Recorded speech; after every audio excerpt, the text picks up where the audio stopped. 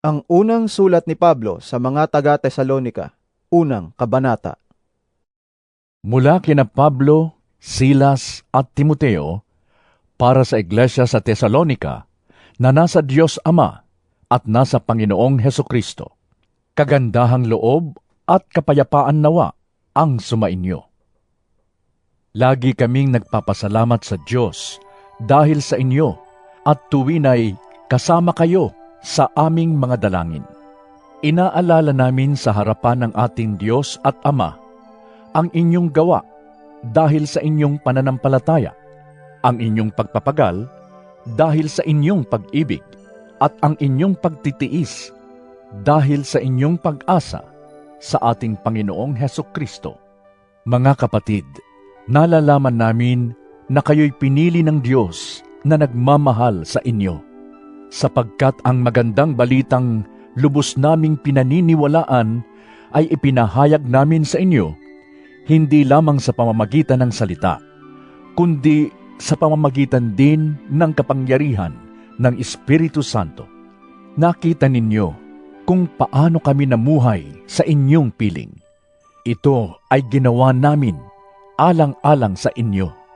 Sinundan ninyo ang aming halimbawa at ang halimbawa ng Panginoon. Kahit dumanas kayo ng napakaraming paghihirap, tinanggap ninyo ang salita ng Diyos nang may kagalakan mula sa Espiritu Santo. Kaya't naging huwaran kayo ng mga mananampalataya sa Macedonia at Akaya, sapagkat hindi lamang ang salita ng Panginoon ang lumaganap sa Macedonia at Akaya sa pamamagitan ninyo. Ang inyong pananampalataya sa Diyos ay nabalita rin sa lahat ng dako, kaya't hindi na kailangang magsalita pa kami tungkol dito.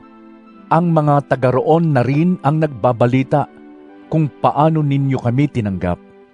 Sila rin ang nagsasabi kung paano ninyo tinalikuran ang pagsamba sa mga Diyos-Diyosan upang maglingkod sa tunay at buhay na Diyos at maghintay sa pagbabalik ng kanyang anak mula sa langit.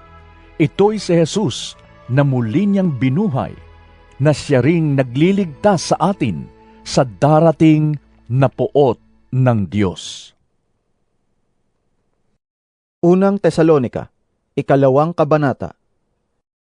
Mga kapatid, kayo na rin ang nakakaalam na hindi nawala ng kabuluhan ang pagpunta namin sa inyo.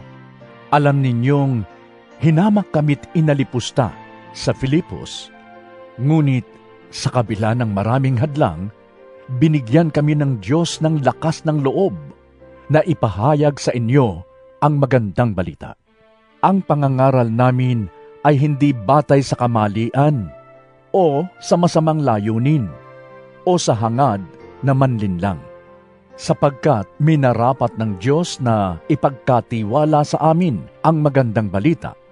Nangangaral kami hindi upang bigyang kasiyahan ang tao, kundi ang Diyos na sumisiyasat ng ating puso.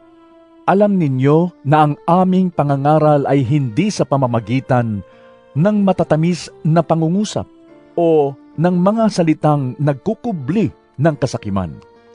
Saksi namin ang Diyos. Hindi kami naghangad ng papurin ninyo o ninuman.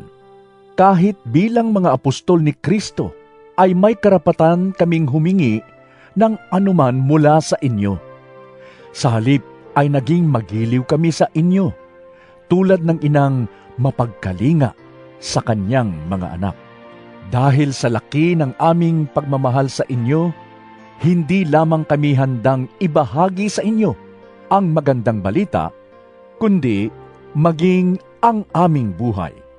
Mga kapatid, tiyak na natatandaan pa ninyo kung paano kami nagtrabaho at nagsikap araw-gabi para hindi kami makabigat kaninuman, habang ipinapahayag namin sa inyo ang magandang balitang mula sa Diyos. Saksi ang Diyos at saksi rin namin kayo kung paanong naging dalisay, matuwid at walang kapintasan ang aming pakikitungo sa inyo na mga sumasampalataya. Tulad ng alam ninyo, kami naging parang ama sa bawat isa sa inyo. Pinayuhan namin kayo, pinalakas namin ang inyong loob, at inatasan na mamuhay ng kalugod-lugod sa paningin ng Diyos na tumawag sa inyo upang mapabilang sa kanyang kaharian at kaluwalhatian.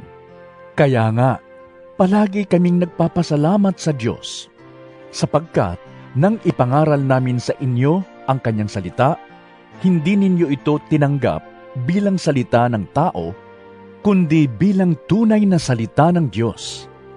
At ang bisa nito'y nakikita sa buhay ninyo na mga sumasampalataya. Mga kapatid, ang nangyari sa inyo ay tulad ng nangyari sa mga iglesia ng Diyos sa Judea, sa mga nananalig kay Kristo Jesus.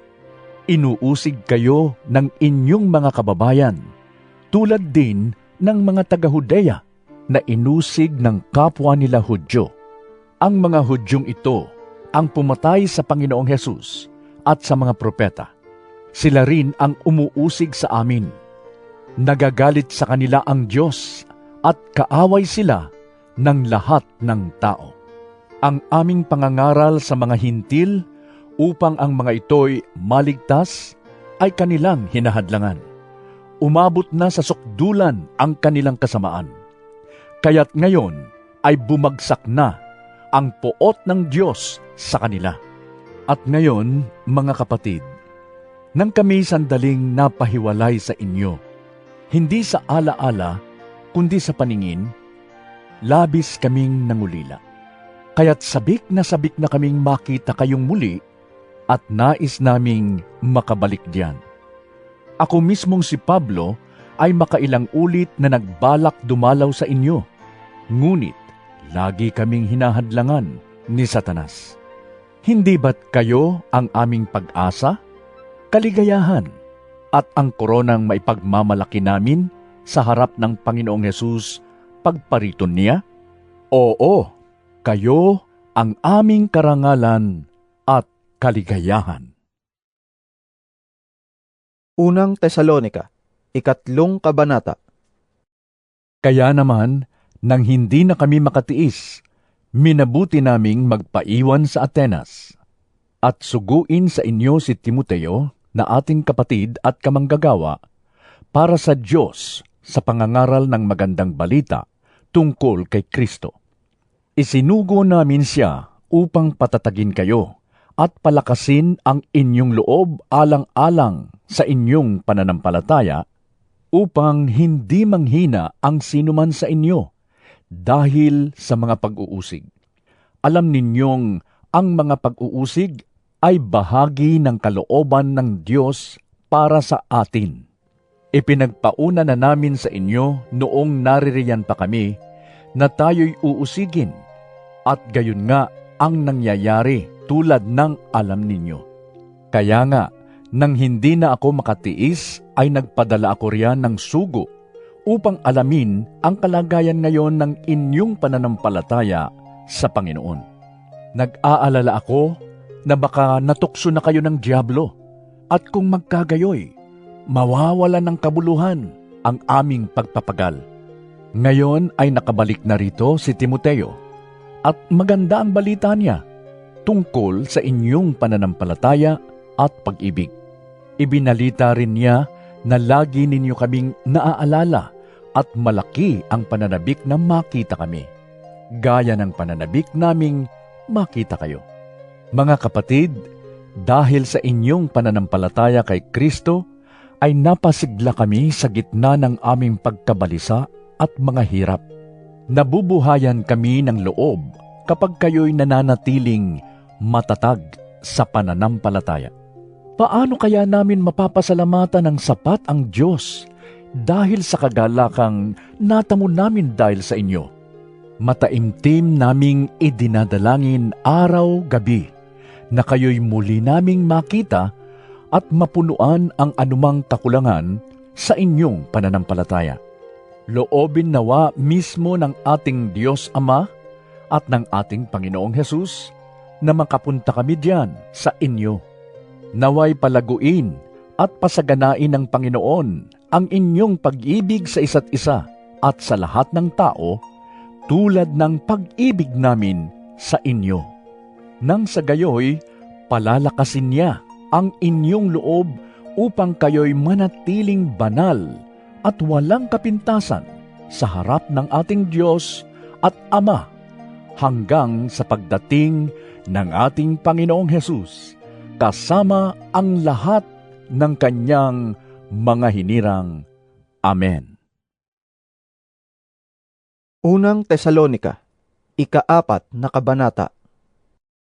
Kaya nga, mga kapatid, isa pang bagay ang ipinapakiusap namin at ipinapayo sa inyo sa pangalan ng Panginoong Hesus. Sana'y lalo pa ninyong pagbutihin ang inyong pamumuhay ngayon, sang-ayon sa inyong natutunan sa amin, upang kayo'y maging kalugod-lugod sa Diyos. Alam naman ninyo kung ano ang mga katuroang ibinigay namin sa inyo, buhat sa Panginoong Hesus. Kalooban ng Diyos na kayo'y maging banal at lumayo sa lahat ng uri ng kahalayan. Dapat maging banal at marangal ang pakikitungo ng bawat isa sa kanyang asawa at hindi upang masunod lamang ang pagnanasa ng laman tulad ng inaasal ng mga hintil na hindi nakakakilala sa Diyos. Sa bagay na ito, huwag ninyong gawan ng masama at dayain ang inyong kapatid, sapagkat paparusahan ng Panginoon ang gumagawa ng ganitong kasamaan. Tulad ng mahigpit naming babala sa inyo noon, tayo'y tinawag ng Diyos upang mamuhay sa kabanalan, hindi sa kahalayan. Kaya ang sinumang humamak sa aral na ito ay humahamak hindi sa tao, kundi sa Diyos na siyang nagkakaloob sa atin ng kanyang Espiritu Santo. Tungkol naman sa pag-ibig na dapat iukol sa mga kapatid, hindi na kailangang paalalahanan pa kayo dahil itinuro na sa inyo ng Diyos kung paano kayo magmahalan. At ito na nga ang ginagawa ninyo sa mga kapatid sa buong Macedonia. Gayunman, ipinapakiusap pa rin namin sa inyo, mga kapatid, na pag-ibayuhin pa ninyo ang inyong pag-ibig. Pagsikapan ninyong mamuhay ng tahimik. Pag-ukulan ninyo ng pansin ang sariling gawain at hindi ang sa iba. Maghanap buhay kayo tulad ng itinuro namin sa inyo. Dahil dito, igagalang kayo ng mga hindi mananampalataya at hindi na ninyo kailangang umasa sa iba. Mga kapatid, nais naming malaman ninyo ang katotohanan tungkol sa mga namatay na, upang hindi kayo magdalamhati tulad ng mga taong walang pag-asa. Dahil naniniwala tayong si Jesus ay namatay at muling nabuhay, naniniwala din tayong bubuhayin ng Diyos upang isama kay Jesus ang lahat ng mga namatay na sumasampalataya sa Kanya. Ito ang itinuturo ng Panginoon na sinasabi namin sa inyo. Tayong mga nabubuhay pa at natitira pa hanggang sa pagparito ng Panginoon ay hindi mauuna sa mga namatay na. Sa araw na iyon ay maririnig ang tinig ng arkanghel at ang tunog ng trumpeta ng Diyos, at ang Panginoon mismo ay bababa mula sa langit na sumisigaw, at ang mga namatay na sumasampalataya kay Kristo ay bubuhayin muna. Pagkatapos, tayo namang mga buhay pa at natitira ay titipunin sa alapaap kasama ng mga binuhay upang salubungin ang Panginoon sa himpapawid. Sa gayon, makakapiling natin siya magpakailanman. Kaya nga, palakasin ninyo ang loob ng bawat isa sa pamamagitan ng mga salitang ito. Unang Tesalonika, 5 kabanata. Mga kapatid, hindi na kailangang isulat ko pa sa inyo kung kailan magaganap ang mga bagay na ito, sapagkat alam na ninyo na ang pagdating ng araw ng Panginoon ay tulad ng pagdating ng magnanakaw sa gabi. Kapag sinasabi ng mga tao, tiwasay at panatag ang lahat, biglang darating ang kapahamakan. Hindi sila makakaiwas, sapagkat ang pagdating nito'y tulad ng pagsumpong ng sakit ng tiyan ng isang babaeng manganganak. Ngunit wala na kayo sa kadiliman, mga kapatid, kaya't hindi kayo mabibigla sa araw na iyon na darating na parang magnanakaw. Kayong lahat ay kabilang sa panig ng liwanag, sa panig ng araw, hindi sa panig ng gabi o ng dilim. Kaya nga, kailangang tayo'y manatiling gising, laging handa at malinaw ang isip at di tulad ng iba. Sa gabi ay karaniwang natutulog ang tao at sa gabi rin karaniwang naglalasing. Ngunit dahil tayo'y sa panig ng araw, dapat maging matino ang ating pag-iisip. Isuot natin ang baluti ng pananampalataya at pag-ibig.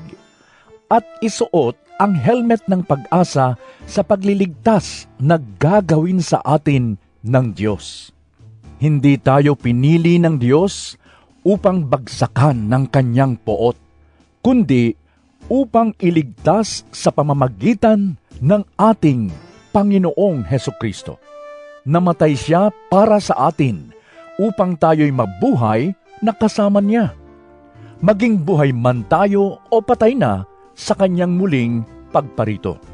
Dahil dito, palakasin ninyo ang loob ng isa't isa at magtulungan kayo tulad ng ginagawa ninyo ngayon.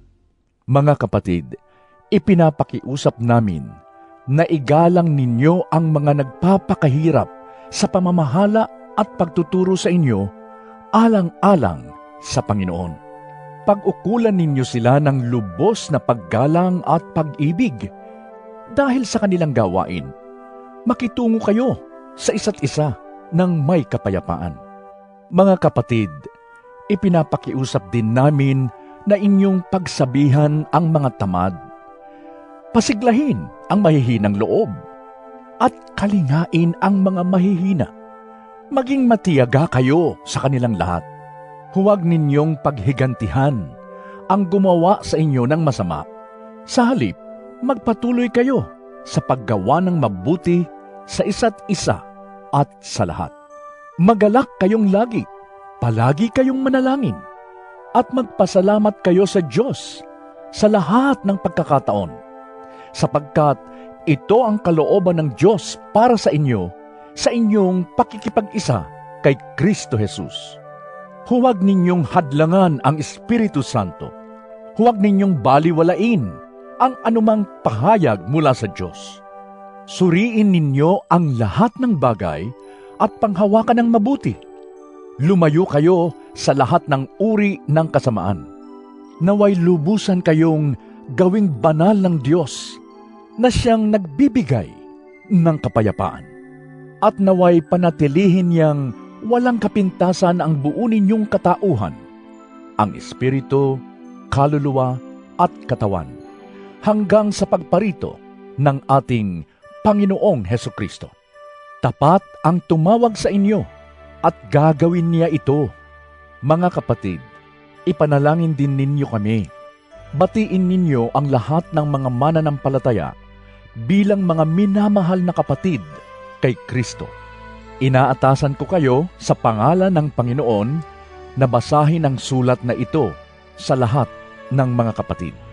Sumainyo nawa ang kagandahang loob ng ating Panginoong Hesukristo.